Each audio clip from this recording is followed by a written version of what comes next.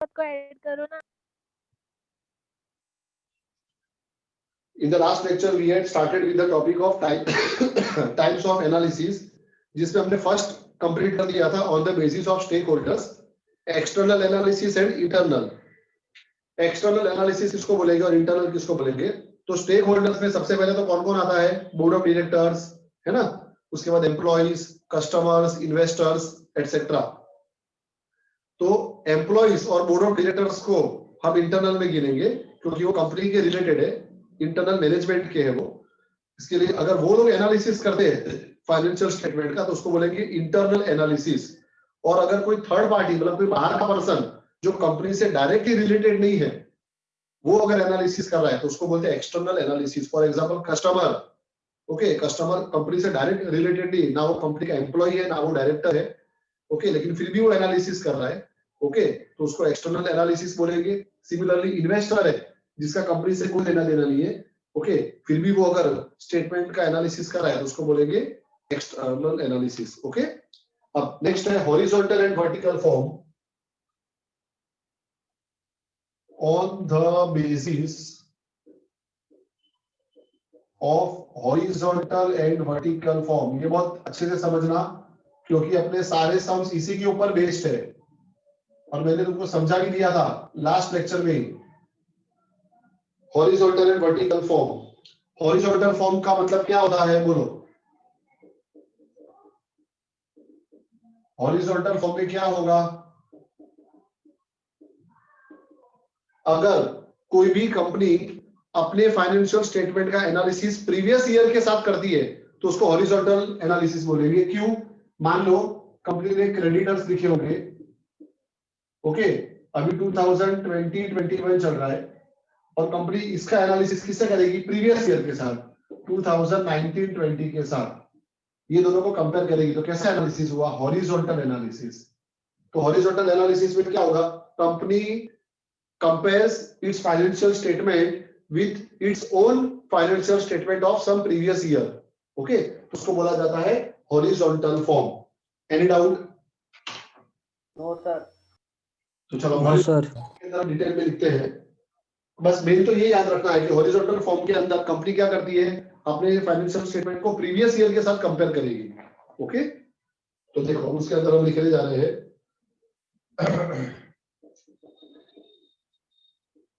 financial statements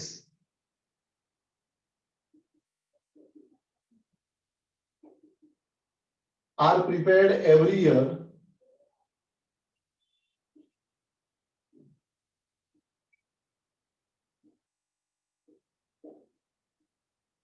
full stop. The comparison of financial statements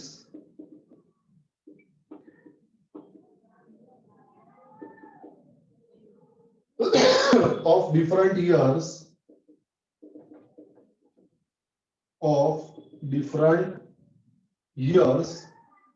is called horizontal form। क्या बोला जाएगा इसको? Horizontal form. तो हॉरिजॉन्टल फॉर्म में क्या होता है? हॉरिजॉन्टल फॉर्म में क्या होगा? Financial statement of different years are compared. Understood? Yes sir. Now second is a vertical form. अब वर्टिकल फॉर्म में देखो क्या होगा। वर्टिकल फॉर्म के अंदर कंपनी क्या करेगी? अपना एक P&L अकाउंट लेगी, स्टेटमेंट ऑफ P&L लेगी और स्टेटमेंट ऑफ P&L के अंदर जितने भी टर्म्स है, स्टेटमेंट ऑफ P&L में क्या होगा?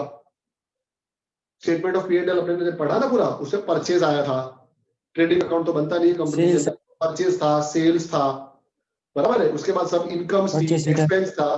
तो सबको कंपनी किससे कंपेयर करेगी? इसी के अंदर जो सेल्स होगा, सेल्स से हर एक चीज कंपेयर होगी, ओके। तो कंपैरिजन कैसे हो रहा है? वर्टिकल फॉर्म में हो रहा है। ये परचेज है वो भी सेल से कंपेयर हो रहा है, ऊपर नीचे देखो। फिर इनकम है वो भी सेल से कंपेयर हो रही है, एक्सपेंस है वो भी सेल से कंपेयर हो रही है। तो इसको बोला जाता है वर्टिकल फॉर्म। वर्टिकल फॉर्म में कभी भी कंपनी अपने फाइनेंशियल स्टेटमेंट को प्रीवियस ईयर से कंपेयर नहीं करेगी, ओके 2020-21 का अगर फाइनेंशियल स्टेटमेंट है तो उसमें statement of P and L खुद से ही कंपेयर होगा, हर एक चीज को सेल से कंपेयर किया जाएगा।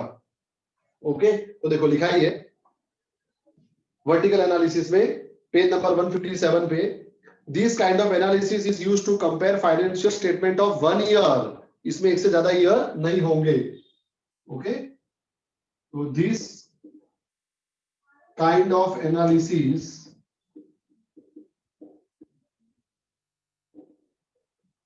is used to compare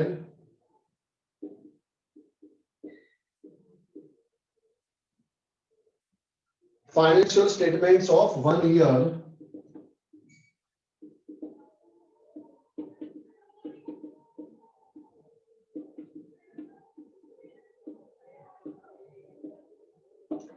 full stop. The analysis is used to compare the performance of different units of department of 1 year. देखो different units of department, आपने सेल्स का डिपार्टमेंट ले लिया, बाकी सारे डिपार्टमेंट किससे कंपेयर होंगे? सेल्स से कंपेयर होंगे। ओके ये अपने जब सम्स करेंगे तो एकदम क्लियर हो जाएगा। हर चीज को अपने क्या करेंगे? टोटल सेल्स से कंपेयर करेंगे। तो एक पॉइंट और लिख देते हैं, in this analysis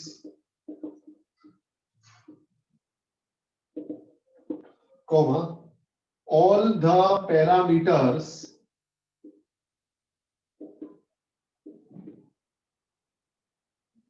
are compared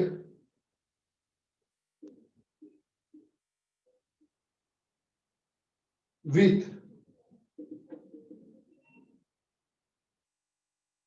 predetermined ratios। पहले से डिटरमाइन किया होगा कि सबको किससे कंपेयर करना है भाई? सेल से, तो प्री डिटरमाइंड रेशियोज। ओके इसको अपने डिटेल में देखेंगे जब अपने सम्स करेंगे तब, और अभी तुमको इतना याद रखना है। बोलो इसमें कोई भी doubt? No sir. No sir. तो इसका स्क्रीनशॉट लेते हैं, फिर आगे बढ़ते हैं।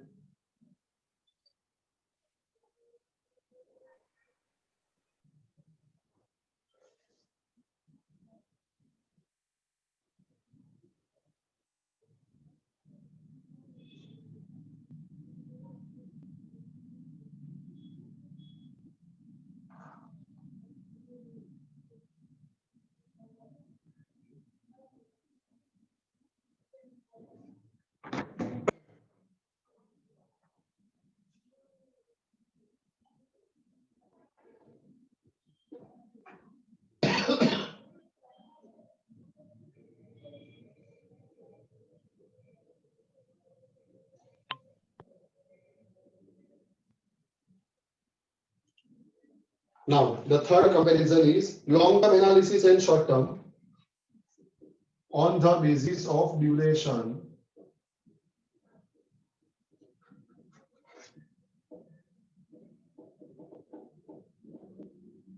उसमें सबसे पहले आएगा long-term analysis. Long-term analysis. Hello okay अभी निकल ली।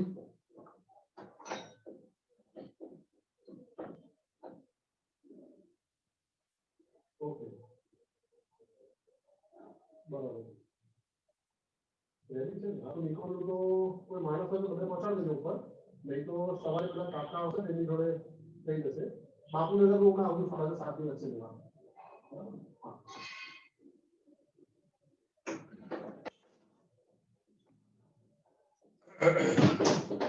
नोट सारी रेडी है, उसी का फोन आया था तो कल से तुम जाके ले सकते हो।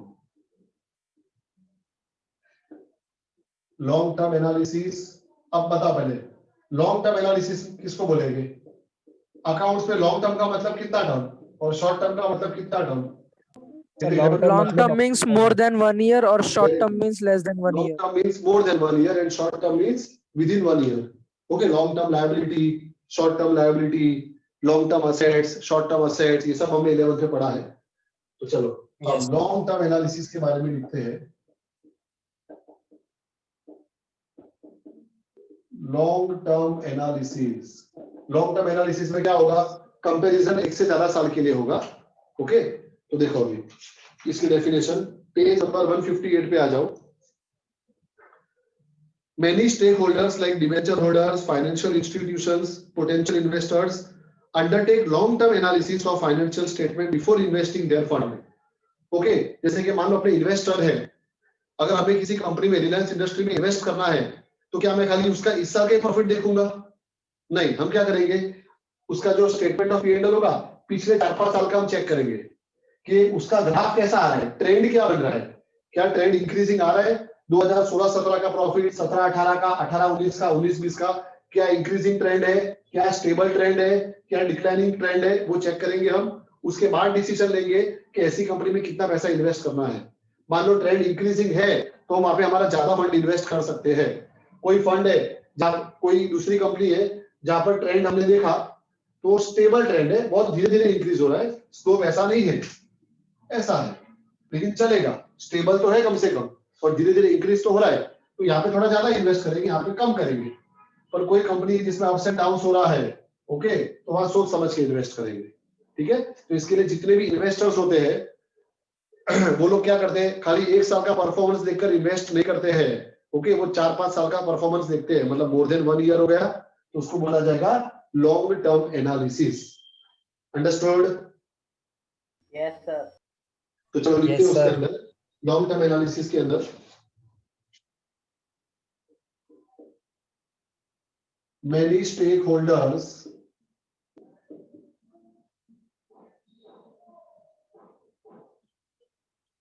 like debenture holders,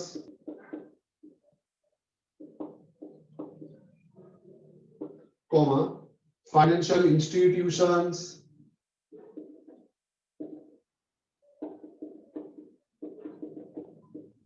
मान लो कोई पर्टिकुलर कंपनी है जो स्टेट बैंक ऑफ इंडिया के पास गई कि भाई मुझे लोन चाहिए 10 लाख की, तो स्टेट बैंक ऑफ इंडिया क्या करेगी, खाली 1 साल का उसका स्टेटमेंट बैलेंस शीट देखकर उसको लोन दे देगी?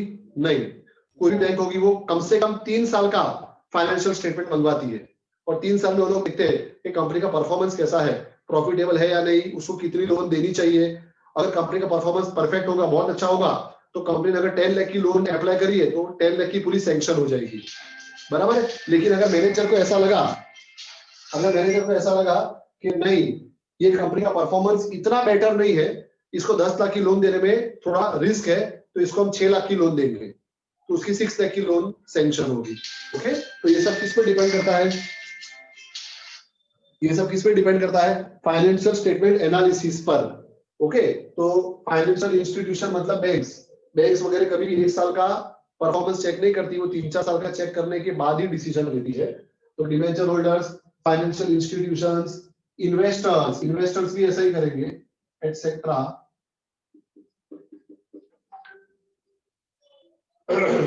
अंडरटेक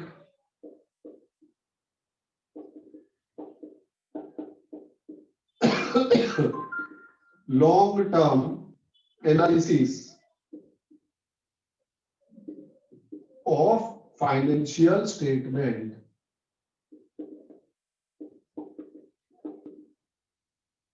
ओके, तो लॉन्ग टर्म का मतलब क्या हुआ, तो लिखा है आगे, for this analysis information of more than 1 year is needed. Okay, information of more than 1 year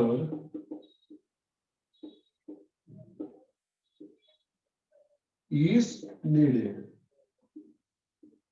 okay, ये बहुत इंपॉर्टेंट है, more than 1 year long term है इसके लिए। एंड सेकंडली से शॉर्ट टर्म एनालिसिस। अब शॉर्ट टर्म एनालिसिस किसको बोलेंगे, तो ध्यान दें आपने, देखो, this kind of analysis is used to measure short term solvency और liquidity of the business entity. अगर हमें खाली शॉर्ट टर्म लिक्विडिटी चेक करनी हो कि भाई जो कंपनी है वो ये साल सस्टेन कर पाएगी कि नहीं कर पाएगी, ओके, उसके लिए क्या किया जाता है, शॉर्ट टर्म एनालिसिस किया जाता है। बाकी कोई भी शॉर्ट टर्म एनालिसिस नहीं करता है। ओके, अगर अपने को किसी भी कंपनी का परफॉर्मेंस चेक करना होगा तो 1 साल का तो करेंगे नहीं, कम से कम 2-3 साल का तो करेंगे।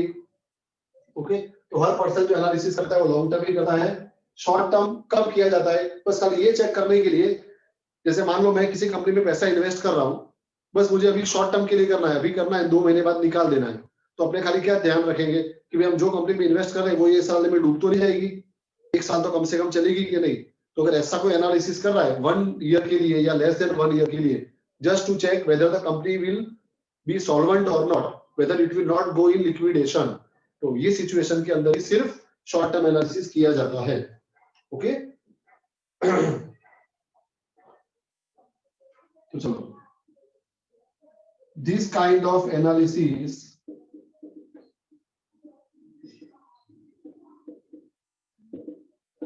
is done for the period less than 1 year by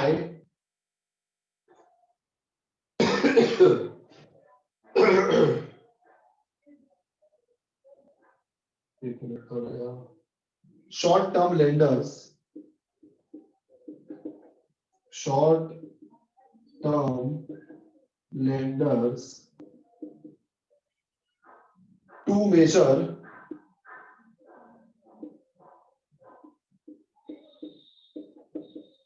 short term solvency. Okay, short term solvency measure करने के लिए इस टाइप का एनालिसिस किया जाता है, और इसका टाइम पीरियड क्या होता है, तो less than 1 year. Any doubt? No sir. Clear है सबको? Yes sir. Yes sir. Hello sir. बोलो ना। सर कंपनी के फाइनेंशियल स्टेटमेंट सर मिलेंगे कब? कंपनी से हमको लेने पड़ेंगे अगर इन्वेस्ट करना हो तो? नहीं, कंपनी से बेटा देखो, हर कंपनी का अगर पब्लिक लिमिटेड कंपनी होगी ना, पब्लिक लिमिटेड कंपनी है तो उसके स्टेटमेंट उन लोग को पब्लिश करने पड़ते हैं अकॉर्डिंग टू कंपनीज एक्ट। तुम्हारे पास भी अगर शेयर हो गए कोई कंपनी के, तो साल के एंड में तुम्हारे पास उसका रिपोर्ट आता होगा, बाय पोस्ट आता है, बराबर है, और कंपनी को अपनी वेबसाइट पे भी उसको पब्लिश करना पड़ता है, जो पीरियोडिकल्स आते हैं वहां पर भी पब्लिश करना पड़ता है, तो वो तो कहीं ना कहीं से मिल ही जाता है। ठीक है, जैसे रिलायंस इंडस्ट्रीज है, धीरू भाई अंबानी, मुकेश अंबानी भी उसका ओनर है, तो वो पब्लिक लिमिटेड कंपनी है, तो मुकेश अंबानी उसका 1 रुपया भी कहीं पे छुपा नहीं सकता। अगर वो ऐसा सोचे कि मैं इसका ब्लैक मनी कर दूं, तो वो नहीं हो सकता, उसको एक एक चीज का हिसाब देना पड़ता है पब्लिक को, इसके लिए उसको पूरा रिपोर्ट उसका पब्लिश करना पड़ता है। ओके,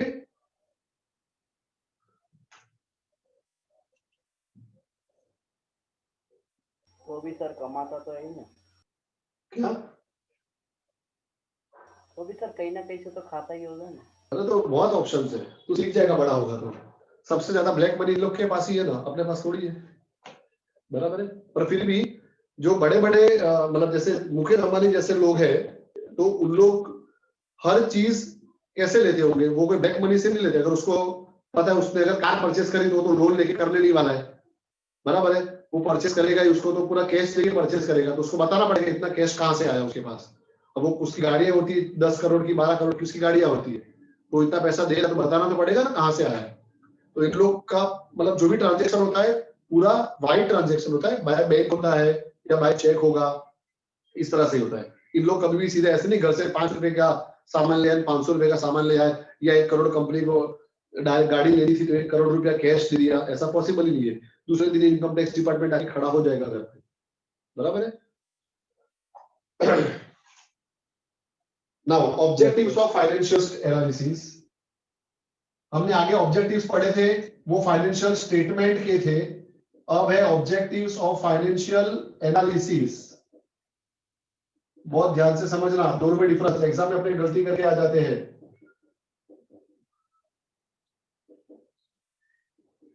यहां सबका कंफ्यूजन होता है। मीनिंग ऑफ फाइनेंशियल स्टेटमेंट हमने लिखा है और meaning of financial statement analysis हमने लिखा है। वैसे ही ऑब्जेक्टिव्स ऑफ फाइनेंशियल स्टेटमेंट लिखा है और objective of financial statement analysis दोनों अलग अलग है। ओके, तो जब एग्जाम में क्वेश्चन आए ऐसा तो ध्यान से समझना कि फाइनेंशियल स्टेटमेंट बोला है या फाइनेंशियल स्टेटमेंट एनालिसिस बोला है। पीछे एनालिसिस वर्ड लग जाए मतलब समझ जाना वो फाइनेंशियल स्टेटमेंट से अलग हो गया। Okay, okay sir. इस ऑब्जेक्टिव्स फटाफट देख लेते हैं हम। Objectives of financial statement analysis. Very first तुम लोग ऊपर लिख देना, एग्जाम में लिख देगा कि financial statement analysis, the objectives of financial statement analysis are as follows. वो सब तुमको नोट्स में मिलेगा, अभी अपने तो डायरेक्टली पॉइंट्स लिख रहे हैं। सबसे पहला इवैल्यूएशन ऑफ अर्निंग कैपेसिटी, इसमें मेन पॉइंट्स ही लिखने हैं, डिटेल में नहीं लिखना है, इको भी ये नहीं है। ये एग्जाम में ऑब्जेक्टिव्स है, मेन पॉइंट ही लिखने हैं, खाली 1 या 2 मार्क में आएंगे। Evaluation of earning capacity, okay. कोई भी पर्सन जो है वो फाइनेंशियल स्टेटमेंट का एनालिसिस क्यों करता है? तो इवैल्यूएशन ऑफ अर्निंग कैपेसिटी, कि अगर कंपनी की अर्निंग कैपेसिटी कितनी है वो हमें चेक करनी होगी, ये होगा। सेकंड एफिशिएंसी इवैल्यूएशन,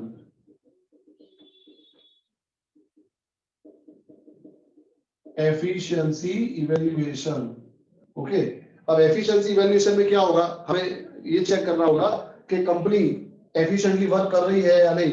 मतलब कंपनी का जितना सेल हो रहा है तो सामने प्रॉफिट भी उतना ज्यादा हो रहा है कि नहीं। एक कंपनी है जो 10 लाख का सेल करती है, उसमें से उसको 2 लाख का प्रॉफिट हो रहा है, और दूसरी कंपनी है जो 10 लाख का सेल करती है और उसके अंदर उसको 4 लाख का प्रॉफिट हो रहा है, बराबर है। तो कौन सी कंपनी की एफिशिएंसी ज्यादा होगी? सेकंड वाली की, ओके। क्यों? क्योंकि ये कंपनी का सेल के सामने सेल सेम है पर सामने प्रॉफिट उसका ज्यादा है। ऐसा क्यों? क्योंकि कंपनी ने अपने बहुत सारे फालतू के एक्सपेंस को कम करके रखा हुआ है, जबकि ये कंपनी जो इसके एक्सपेंस ज्यादा होंगे इसका प्रॉफिट कम हो गया, ओके। तो ऐसी जो चीजें भी देखनी पड़ती है। जब हमारा टर्नओवर बढ़ता है, सेल्स बढ़ती है, तो सामने प्रॉफिट सामने एक्सपेंस को कंट्रोल करना भी बहुत जरूरी है। तो सेल्स बढ़ रही है मतलब क्या होगा? प्रोडक्शन बढ़ रहा है, वर्कर्स बढ़ रहे हैं, रॉ मटेरियल ज्यादा परचेज हो रहा है, तो सामने एक्सपेंस भी बढ़ रहा है। तो वो सिचुएशन में अगर हम एक्सपेंस को कंट्रोल करें अच्छे से, एफिशिएंटली, तो हमारा प्रॉफिट इंक्रीज ज्यादा हो सकता है, ओके। तो वो चेक करना है, efficiency evaluation. Third solvency evaluation,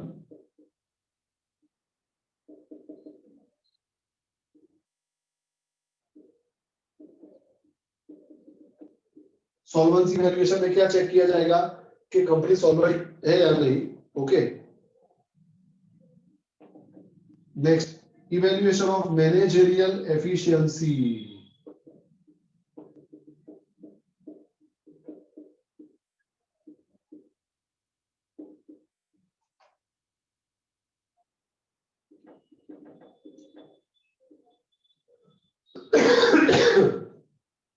managerial efficiency का मतलब यहाँ पर ये भी चेक किया जाएगा कि कंपनी के जो मैनेजरियल स्किल्स है, कंपनी का जो मैनेजमेंट वाला पार्ट है, क्या वो बराबर है या नहीं। कंपनी अपने कस्टमर्स को जो सर्विस दे रही है वो ठीक से दे रही है या नहीं। कंपनी अपने कस्टमर को जो गुड्स दे रही है वो अच्छे क्वालिटी के दे रही है या नहीं, ओके।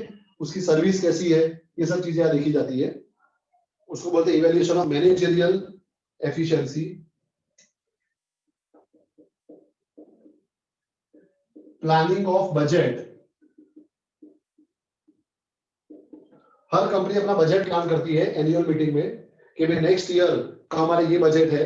बजट में सब आ जाएगा कि हमको हमारा प्रोडक्शन कितना इंक्रीज करना है, ओके, हमारे एक्सपेंस को कितना कंट्रोल करना है, ओके। वो सब चीजें बजट में आती है, तो बजट का प्लानिंग भी आ जाता है। बजट का प्लानिंग अगर करना है मुझे, अगर नेक्स्ट ईयर मुझे अपने कंपनी का ग्रोथ कितना करना है, मुझे प्रोडक्शन कितना इंक्रीज करना है, ये सब चेक करने के लिए मुझे क्या करना पड़ेगा? अपनी कंपनी के प्रीवियस 3 साल के या 4 साल के फाइनेंशियल स्टेटमेंट को लेकर बैठना पड़ेगा, और वहां से हमें पता चलेगा कि 2017-18 में हमारा इतना टर्नओवर था, 18-19 में इतना है, 19-20 में इतना है, तो अब हम यहां तक जा सकते हैं, बराबर है। नेक्स्ट कंपैरेटिव स्टडी, ये बहुत इंपॉर्टेंट है, इसके अपने सम्स भी करने वाले हैं। कंपैरेटिव स्टडी, हर कंपनी क्या करती है? दूसरों से कंपेयर करने से पहले अपने आप से ही कंपेयर करती है कि भाई प्रीवियस ईयर के कंपैरिजन में इस साल हमने कुछ ग्रोथ किया या नहीं किया, कहाँ असेट्स इंक्रीज हुए, कहाँ असेट डिक्रीज हुए, कौन सी लायबिलिटी कम हो गई है, कौन सी लायबिलिटी बढ़ गई है।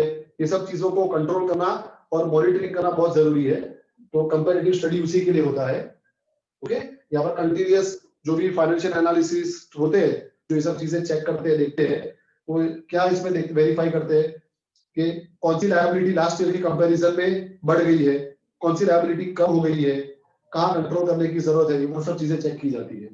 ओके, सर वो थर्ड नंबर समझो ना, ऐसा बाकी क्या? तो थर्ड नंबर सॉल्वेंसी इवैल्यूएशन वाला। एक minute, simplicity to understand account, ये तो ऐसे दिया है, लिख देते हैं अपने, सिंप्लिसिटी टू अंडरस्टैंड अकाउंट्स। मतलब फाइनेंशियल स्टेटमेंट इस तरह से लिखा होना चाहिए कि it is simple to understand, कोई भी पर्सन जो अकाउंट का नॉलेजेबल है वो उसको इजीली अंडरस्टैंड कर सके। सॉल्वेंसी इवैल्यूएशन मतलब वही कि कंपनी सॉल्वेंट है या नहीं और कितने टाइम तक सॉल्वेंट रहने वाली है।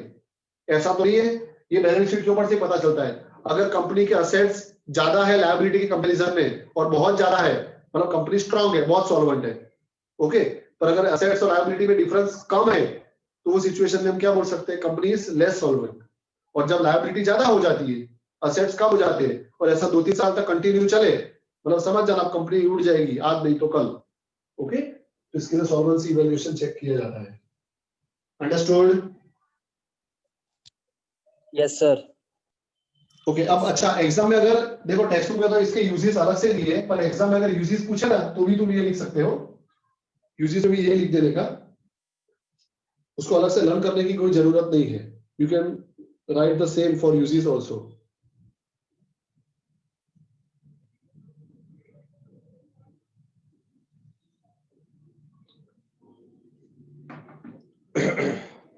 यहाँ तक कोई भी doubt? No sir. No sir. Sir less than 1 minute